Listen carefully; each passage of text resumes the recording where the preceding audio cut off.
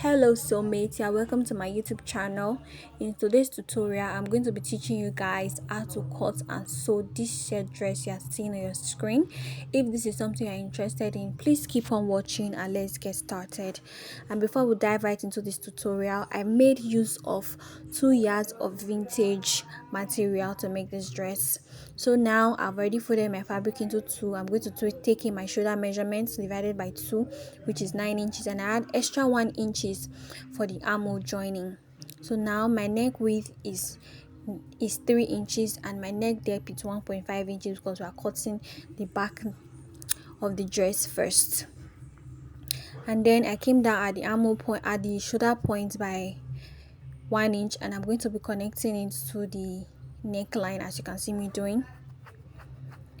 So after that, we are going to be taking our armhole depth. To get our armhole depth, we divide our chest circumference or our round bust circumference by 6, and then we added 1.5 to it. And what after dividing mine for my client, I got 8.5, and I'm going to be measuring 8.5 from that 1 inch I came down by for the slope. I measured my 8.5, and then I'm going to connect with a straight line. This straight line is going to be serving as my chest line.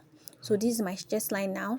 So I'm going to be measuring the 9 inches I had that I mentioned on the shoulder. I'm also going to measure it on my chest line so that I'll make a straight line for my armhole. Then after that, I'll divide my armhole line by 2, and then I'll come in by half an inch from that half point after dividing it by 2. And then I'm going to measure my round bust circumference or my round chest circumference divided by 4 and whatever I get, I'm going to be using my curve rule to connect all the 3 points together to form my armhole line, as you can see me doing. So the line is faint. Please just follow what I'm doing. I'm sorry, my chalk is quite faint so you cannot see.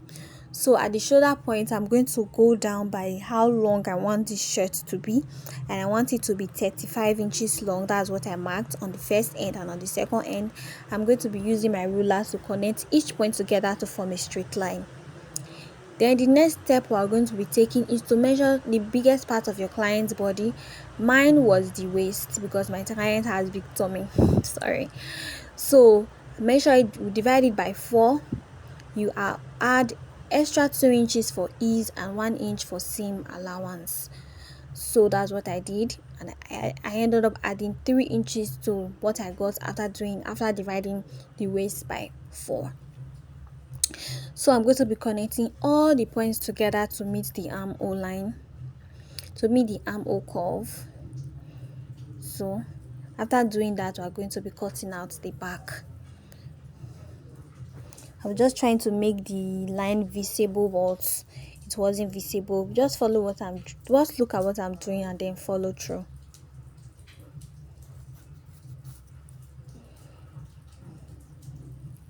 So this is me cutting it out now.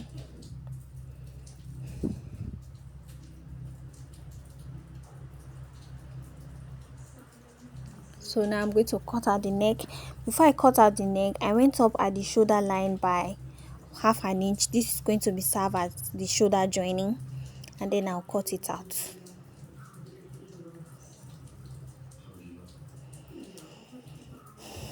And then I cut out the armhole. As you can see me doing, trying to follow the line I marked. Then after that, I've already folded my fabric into 2 to cut the front part of the shirt. So I went in from the center point by 2.5 inches. This is going to be serving as our bottom flap. So I'm going to connect in all the 2.5 inches I came out by to form a straight line. Then after doing that, I'm going to be placing the back piece that I cut out before on the front piece, and I'm going to make sure that the center part of the back is on that line, that 2.5 inch line that I marked earlier. Try to make sure that it's not above it, so it's exactly on the line, and then I'll use my pin to hold it in place. As you can see me doing like this.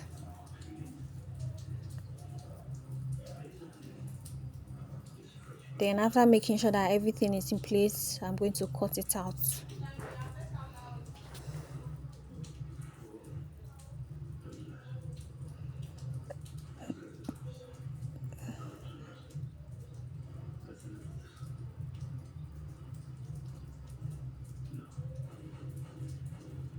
So I came down at the for the front neckline by 3 inches. So the depth of the front neckline is 3 inches, while the width is 3 inches. So I'm going to be cutting it out.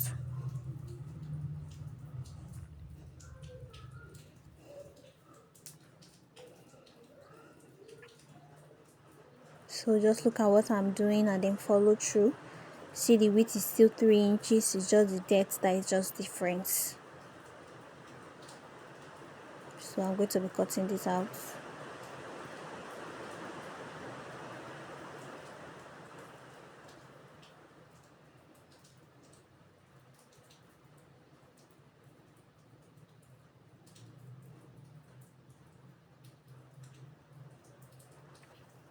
So now I'm going to separate these two. I'm going to be opening up the front piece to separate it. Then the next step, we are going to be cutting out our sleeve. So I cut out part of the fabric that we'll be using for the sleeve.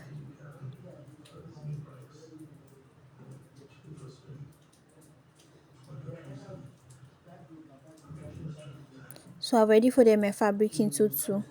As you can see, I folded my fabric into two, and I folded it into two again. That means I folded my fabric into four, so that I'll be able to cut out the sleeve at once, the two sleeves at once. So I'm going to be pinning it to hold it in place because this fabric is very stretchy. That was why you guys were not able to see all the lines that I was drawing, but just bear with me. So the next step, I'm going to measure how long the sleeve is going to be, and I measure 11 inches, as you can see me doing. So I'm going to be using my ruler now to try and connect the 11 inches points to form a straight line. Then after doing that, I'm going to come down from the top of my fabric by 4 inches. This is going to be serving as our what? Our sleeve cap, as you can see me doing. Then I'm going to use my ruler to connect the 4 inches points to form a straight line. So I ended up just using my free hand to connect each point together because even using ruler was a bit difficult. So I'm going to rule a slant line from the top of the sleeve to the 4 inches point I marked earlier, as you can see me doing like this. Then when I measured the length of this slant line, it was 14 inches. So half of 14 inches is 7. So I marked 7 inches. So at that 7 inches point, at the beginning, I'm going to make a curve going towards the top. When I get to that 7 inches point, I'll make my curve go down. So this will help us to form that armhole curve. So after doing that, I'm going to measure how long or how wide I want my sleeve to be at the base. So I measured it and then I just slanted it from the top to that point, and then I'm going to be cutting this out. If though after slanting it, after attaching it to my material, it was a bit longer, so I just cut out the excess. So if yours is a bit longer, you can always cut out the excess after joining to the shirt dress. So just cut it out. Then we're going to be attaching the front piece to the back piece with the shoulder, at the shoulder point, I mean to say. So we'll place it right side facing each other, and then we're going to be attaching the front piece and the back piece together at the shoulder point. I wasn't placing it well, and then I corrected myself. So this is how it's supposed to look like, placing the front and the back piece on each other like this, as you can see. And then at that bottom flap, I went ahead to iron hair stay on it to make it a bit stronger, so that it will be easier for us to fix our button. And then I'm going to be folding the button flap by half an inch flap, and further folding it by 1 inch, half an inch, then 1 inch, and then I'm going to join. So after joining the shoulder, I'm going to be weaving. I'll bring it for you guys to see, and then I'm going to join the sides by 1 inch. So this is me after I've done joining the bottom flap, as you can see, by 1.5 inches. I folded it by half an inch, and then I further folded it by 1 inch. So I also joined the shoulder, and then I took it to the overlocking machine to weave. The next thing, I'm going to be measuring the neckline all the way around from the one point of the bottom flap to the other point of the bottom flap. So So what I got was 24, and half of that 24 is 12. So I'm going to be using that 12 to mark on my pattern paper. You see how I'll be doing it. So I've already measured my pattern paper by 12 inches long. I just measure exactly that 12 inches because the material is very stretchy. It's a vintage material and it's the stretchy type. So at the first I went up by 1.5 inches. From the base I went up by 1.5 inches. This 1.5 inches is going to be serving as our shoulder, is our collar stand. Then I also went up again by 2.5 inches. This will be our main collar. Went up by 2.5, and then I'm going to use my ruler to connect each point together, as you can see me doing.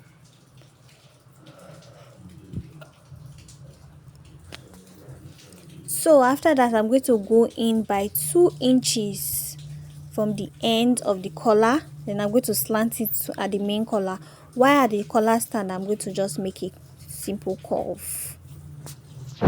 So I'm going to be cutting this out.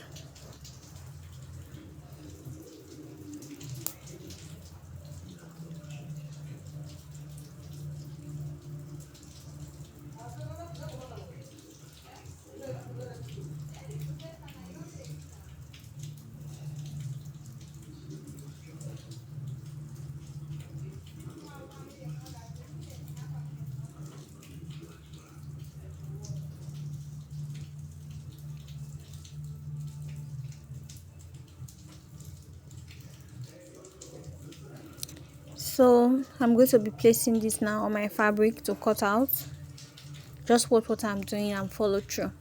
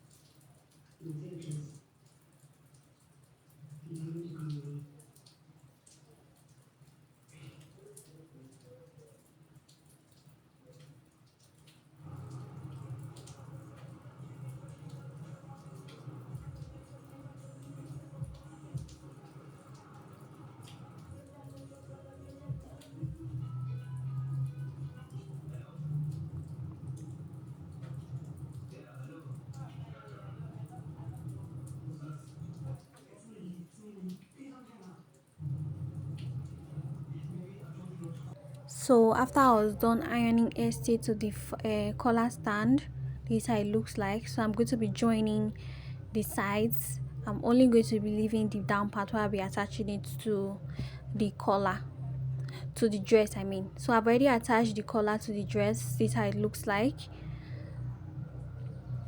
So this is how the collar looks like after attaching it to the main body of our shirt dress. So this is how it looks like. The next thing we are going to be doing now, we're going to be placing the material right side facing each other. We're going to be joining the side by the 1 inch seam allowance we say we're going to be using for the joining. So after that we're going to fold the down part. We're going to fold it by half an inch and further fold it by half an inch. That's the hem side.